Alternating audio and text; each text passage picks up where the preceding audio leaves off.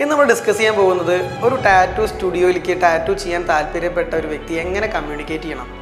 കാരണം നമുക്കൊക്കെ കുറേ കോൾസ് വരുന്നുണ്ട്, കുറേ മെസ്സേജസ് വരാറുണ്ട്. കൂടുതലായിട്ടും ചോദിക്കുന്നത് പ്രൈസിങ്ങിനെ കുറിച്ചാണ്. അപ്പോൾ ഈ പ്രൈസിങ് പറയുമ്പോൾ നമ്മൾ ശരിക്കും പറഞ്ഞ ഒരു ലാസ്റ്റത്തെ ഒരു സെഷനാണ് പ്രൈസിങ് എന്ന് പറയുന്നത്. അതിന് മുന്നേ കൺസൾട്ടേഷൻ ഉണ്ട്, പിന്നെ ഡിസൈൻ റിവ്യൂസ് ചെയ്യണം, ആ ഡിസൈനായിട്ട് അവർ ഒരുമിച്ച് പോകുന്നുണ്ടോ ഒത്തു പോകുന്നുണ്ടോ എന്നുള്ള കാര്യങ്ങളൊക്കെ നോക്കി അതിൻ്റെ സൈസ് നോക്കിയതിന് ശേഷമാണ് ഇത് എത്ര ടൈം നമുക്ക് വർക്ക് വരും, അല്ലെങ്കിൽ എത്ര ഇഞ്ച് ഉണ്ട് എന്നൊക്കെയുള്ള രീതിയിൽ പല രീതിയിലും ആർട്ടിസ്റ്റുകൾ പ്രൈസിങ് ചെയ്യാറുണ്ട്. അവർലി ബേസിസിലും ചാർജ് ചെയ്യാറുണ്ട്, സ്ക്വയർ ഇഞ്ച് ബേസിസിലും ചാർജ് ചെയ്യാറുണ്ട്.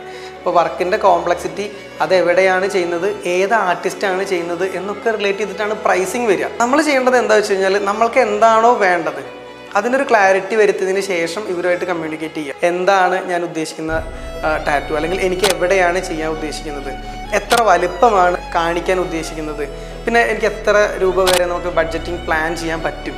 അപ്പോൾ ഇതൊക്കെ പറയുന്ന സമയത്ത് നല്ല ഡിസൈൻ സെറ്റ് ചെയ്യാൻ പറ്റും. കൂടുതലായിട്ടും ഫോട്ടോ എടുത്ത് വാട്സപ്പ് ചെയ്തിട്ട് ആ ഇമേജിന് എത്ര രൂപയാണെന്ന് ചോദിക്കുന്ന ഒരു പ്രവണതയാണ് സാധാരണ കണ്ടുവരാറ്. ഒരു ഡയറക്റ്റായിട്ട് പറ്റുവാണെങ്കിൽ ഡയറക്റ്റ് കൺസൾട്ട് ചെയ്യുകയോ അല്ലെങ്കിൽ കൺസിസ്റ്റൻ്റ് ആയിട്ടുള്ള ഒരു സെഷൻ, ഒരു ഫോളോ അപ്പ് നടത്തുകയോ ചെയ്യുകയാണെന്നുണ്ടെങ്കിൽ നിങ്ങൾക്ക് നല്ല റിസൾട്ടിലേക്ക് എത്താൻ പറ്റും, പ്രൈസിങ്ങിലേക്കും എത്താൻ പറ്റും.